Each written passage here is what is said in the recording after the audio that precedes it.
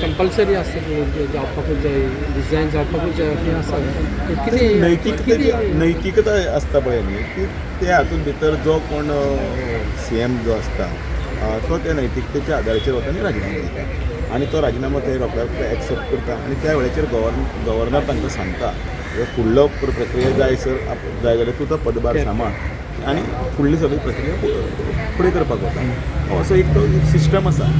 पण तिका नैतिकता आनी बाकीचें सगळें थंय आसा तें सत्य रावपाक जाय एन केन प्रकरणान हाका मार ताका मार तुमी बीन अटेंड करतले स्वेरिंग इन सेरेमनी आहा ती हेजी CMची आमकां आमंत्रण आसात पण गोंयचे वतीच्यान